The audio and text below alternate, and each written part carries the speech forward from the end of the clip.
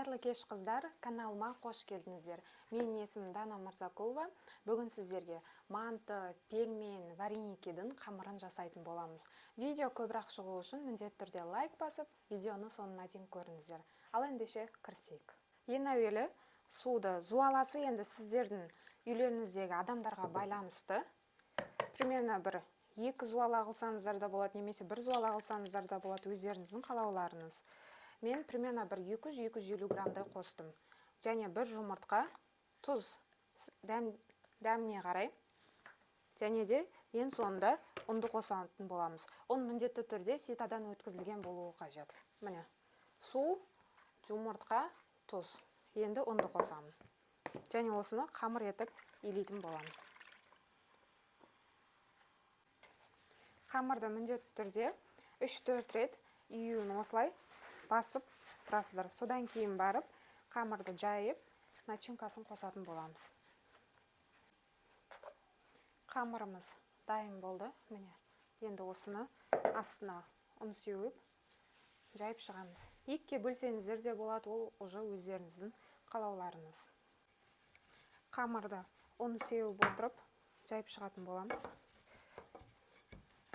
Қамырды жайып болған соң, осылай орап, қазір кесетін боламыз. Барлығын дәл осылайынан жасап шығасыздар. Енді барлығын кесіп шығамыз. Және осыны алып, тағы да кесіп шығатын боламыз. Барлығын үстіне қойып шығамын. Барлығын үстіне қойып шықтық. Енді міне тағы да кесіп шығып жатырмыз.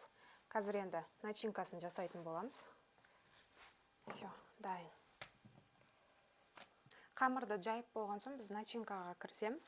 Асқабақпен жасасаңыздар да болады, немесе асқабақты ұнатпайтын болсаңыздар, 4-5 картошканы кубик етіп турап, және де пиязды да кубик етіп турадым.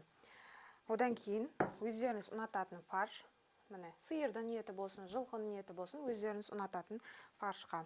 Мен біреуіне қазір картошка мен пиязды салам, біреуіне тек қана асқабақты салатын болам. Екіншісіне асқабақты салып жатырмын.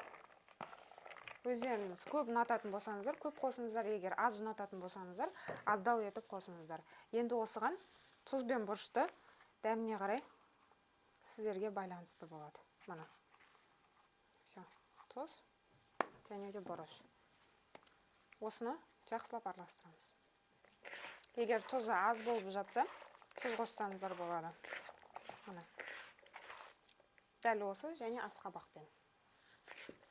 Фарштарымызды, яғни начинкамызды салып шығамыз барлығын. Тез істемесеңіздер жабыспай қалады. Сондықтан барынша тез істеп, мына жақта қазір асқабақпен. Қызыл бұрыш қоссаңыздар да болады, қоспасаңыздар да болады. Міне былайынан түйеміз. 2 басын қостық.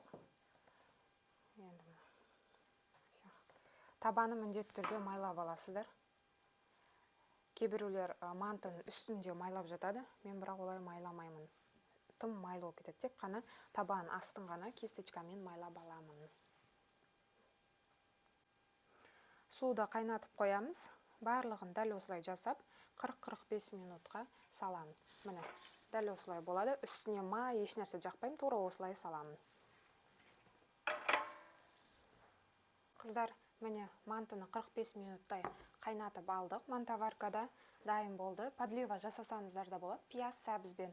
Бірақ біздің үйдегілер пиязды онша жақтырмайтын болғандықтан мен олай жасамадым. Біз майонезбен жейміз. Өздеріңізге ұнаса міндетті түрде дәл осы рецептпен жасап көріңіздер.